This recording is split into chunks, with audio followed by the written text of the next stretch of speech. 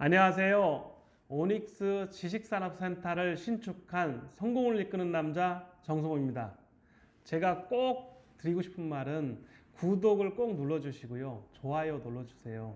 저의 힘이 됩니다. 안녕하세요.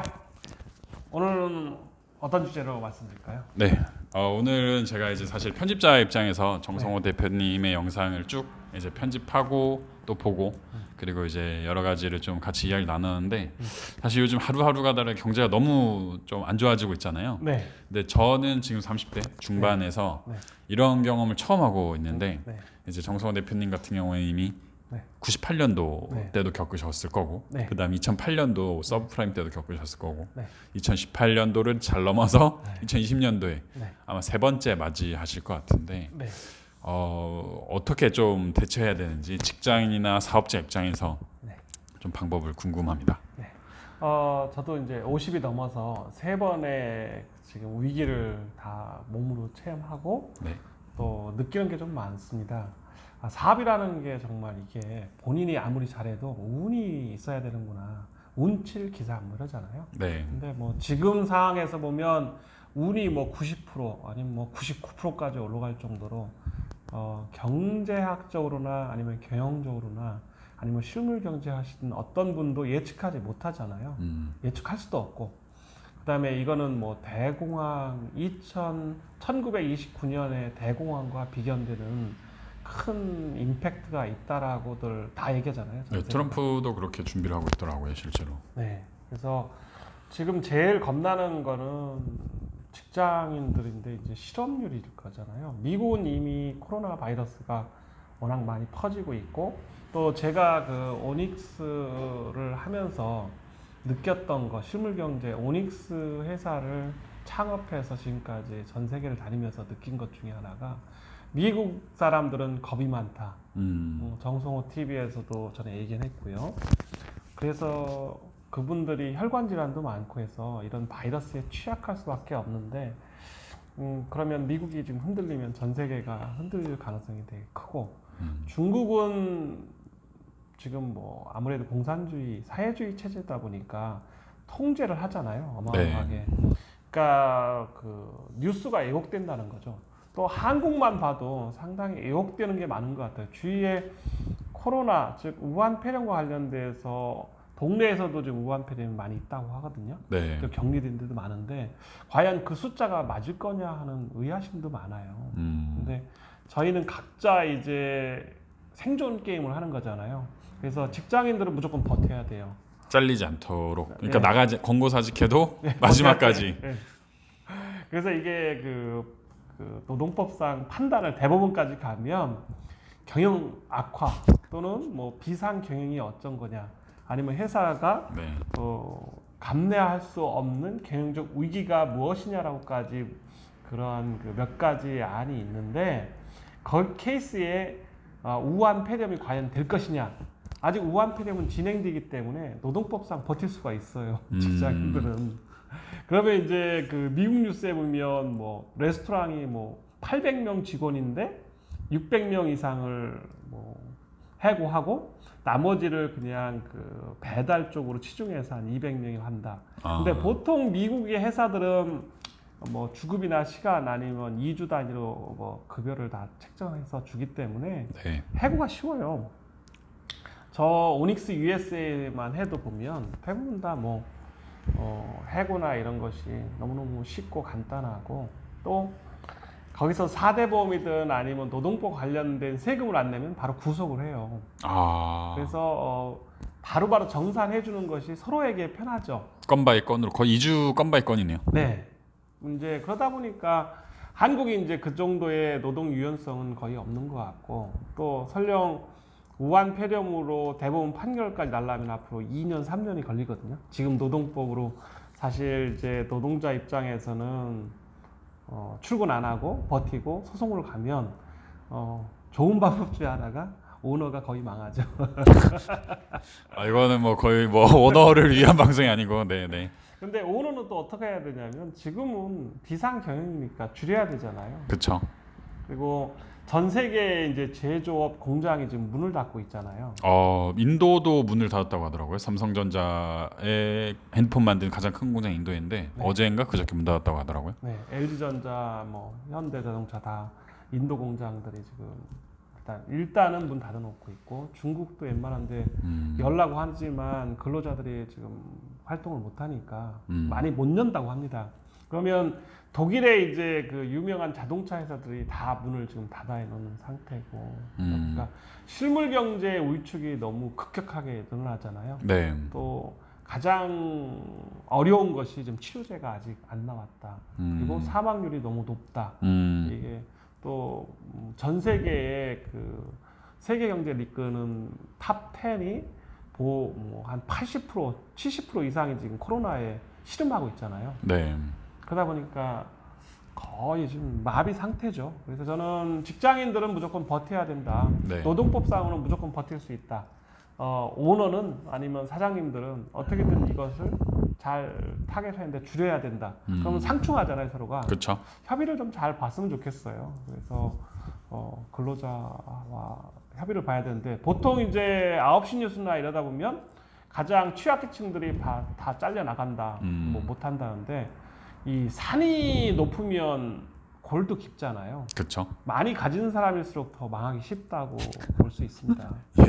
그리고 지금 무섭네요. 네. 4월 말까지 회사채 지금 만기 연장 이게 10조 이상 나온다는데 이게 연장이 안 되면 다 부도잖아요, 사실 어떻게 보면. 그거는 국가에서 해주는 건가요? 국가에서 해준다고 아직 발표가 없습니다.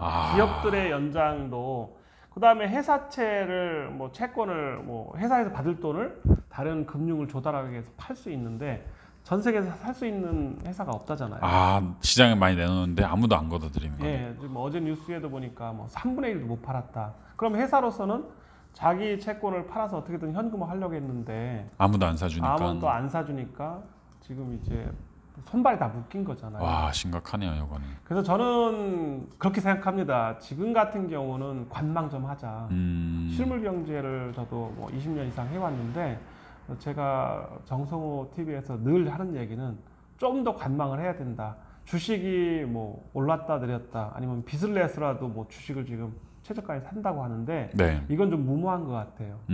현찰을 좀 더 최대한 갖고 네. 이자든 아니면 은행이 이제 연장을 안 해주면 네. 바로 이제 차 뜨는 거잖아요. 그렇죠. 그래서 2달, 3달, 6달 아니면 10달, 1년을 버틸 수 있는 현금을 무조건 모아놓아야 되는데 그럴 수 있는 사람이 많지 않다는 거죠. 장 대표님 준비됐나요? 1년을 이자 딱 스탑됐을 때 모든 수입이 끊겼을 때 네. 1년을 버틸 수 있느냐는 말씀이시죠? 네. 이거 굉장히 어려운 질문인데요. 네. 아마 안 됐을 것 같습니다. 계산은 바로 안 해봤는데 네. 안 됐을 것 같습니다. 지금 그래서 시나리오를 뭘로 잡아야 했냐면 한 달을 버틸 수 있느냐, 그 다음에 3개월, 6개월, 1년 1년 이상은 버틸 사람이 없으니까요. 그렇죠. 그래서 국가도 못 버티죠, 사실 1년은. 네, 못 버팁니다. 예. 그래서 지금 시나리오로 보면 시중은행에서는 나라에서 추경 예산이 돼서 자영업자나 소상공인들 중소기업들한테 대출이 된다고 가보면 네. 실제로 우리은행, 기업은행, 국민은행 다 가보면 담당자들 전혀 모르는 얘기하고 있습니다. 우리는 공문 내려온 거 없다. 예. 그리고 신보나 이런 데서 보증서를 해서 소상공인 해당했는데 지금 접수 하나마나 4월이 넘어갑니다. 이 정도로 받으려는 사람은 많고 줄 사람은 거의 없는 거죠. 그렇죠. 그래서 이 정부에서 나오는 발표만 믿었다가는 낭패입니다. 그리고 이제 실물 경제가 너무 위축되는 게 두려우니까 말을 않고 있는데 이거는 국가적 비상 상황이기 때문에 다 오픈해야 되는데 총선과 관련돼서 선거만 생각하고 유지하려고 하는데 이건 도둑놈 심보인 것 같아요. 독일의 메르켈 총리는 모든 전권을 의학이나 아니면 이와 관련된 전문가한테 맡겨서 국경 봉쇄나 기타 모든 일을 진행하고 있고 자기는 모든 국민한테 설득하는 거. 그 진행상을 공유하는 네, 역할. 예. 그래서 완전히 다르다. 이런 면으로 이제 신문 기사를 읽었는데 그게 맞는 것 같아요. 메르켈 총리는 의사잖아요, 원래 그쵸. 직업이. 예. 그러니까 전문가한테 그러한 전염병 예방이나 모든 걸 다 맡기고 자기는 국민들이 이 아픔을 다 같이 공유해서 설득하고 좀 참자 그리고 어떻게 버티자 이렇게 하는 거는 좋은 메시지 같아요. 우리가 본받아야 되는데 물론 독일은 뭐 치사율이 좀 많이 낮다. 그리고 의료가 좀 잘 돼 있다. 공적 의료와 사적 의료가 구분돼서 잘 돼 있다. 근데 영국에 좀 살아보면 전혀 공적과 사적 의료에 보통 공적 의료는 거의 없고 사적 자기 개인 돈을 해서 추가 비용을 대서 의료 시설을 이용하는 걸 많이 봤는데 네. 유럽이 전반적으로 대부분 그래요. 비싸다는 말씀이시죠? 네, 너무 비싸죠. 예, 의료보험이 안 돼서. 네, 미국에도 이렇게 살아보면 특히 그걸 많이 느끼거든요. 너무 비싸다. 그래서 미국이 지금 터지지 말아야 될 것 중에 하나가 의료 체계거든요. 그래서 의료의 그 시스템이 워낙 엉망이고 또 비용이 너무 많이 들다 보니까 돈을 지금 트럼프가 무조건 주겠다. 주머니에 꽂아주겠다. 네, 주머니 꽂아준다 한들 검사비가 한 300만 원, 3,000불 이상이에요. 뭐 1,000불 꽂아주면 급한 사람 1,000불 갖고 가야 뛰어가고 개인 돈 2,000불 더 내야 되잖아요. 그럼 2,000불을 내면 이 소비 나라에서 자기 돈이 없는 거거든요. 그렇죠. 그래서 부자는 아무래도 뭐 코로나도 예방할 수 있지만 가난한 사람은 거의 십중팔구 어려움에 직면해서 돈을 푼다고 해서 그게 되지 않겠다. 그래서 지금처럼 이런 상황에서 경제학자나 경영학자나 이런 게 전혀 쓸모가 없을 정도로 예상할 수가 없잖아요. 마치 그 내일 날씨를 일반인들이 예상하는 거랑 똑같네요. 네. 비가 올지 눈이 올지도 모르는데. 네. 예. 그래서 저는 직장인이라면 무조건 버텨야 된다.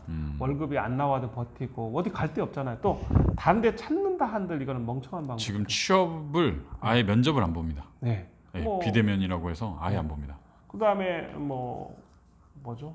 지금 이제 있는 직장이라도 알바가 됐던 어떤 실물 경제를 하면 잘 버텨서 서로 힘을 합쳐서 극복해야 되거든요. 그래서 이게 쉽게 끝나지 않을 거고 치료제가 나온다 한들 임상 실험까지 돼서 그게 우리한테 온다는 보장이 시간이 오래 걸리잖아요. 맞습니다. 그래서 이렇게 생각했을 때는 무조건 그냥 방역, 개인 위생 철저히 하고, 네. 그 다음에 월급을 받을 수 있으면 버티고, 그 다음에 회사 사장님들은 최대한 줄이고, 그거 다 같이 뭐 힘을 모을 수밖에 없잖아요. 어떤 이론이나 어떠한 그 학자도 예측하지 못한 일이기 때문에 이럴 때는 무조건 버티는 것밖에 없는 것 같아요. 그렇죠. 살아남는 사람이 이제 또 강해지는 그 뭐 갈라파고스의 어떤 그런 뭐 다윈 이론처럼 살아남으면은 아마 또 한 번 도약의 기회가 오지 않을까. 네, 그래서 저는 항상 그런 생각을 해요. 이게 20년 넘게 이제 사업을 하면서 은퇴 모드로 왔다가 갑자기 이런 우한 폐렴이 전 세계를 스탑을 시키다 보니까 네.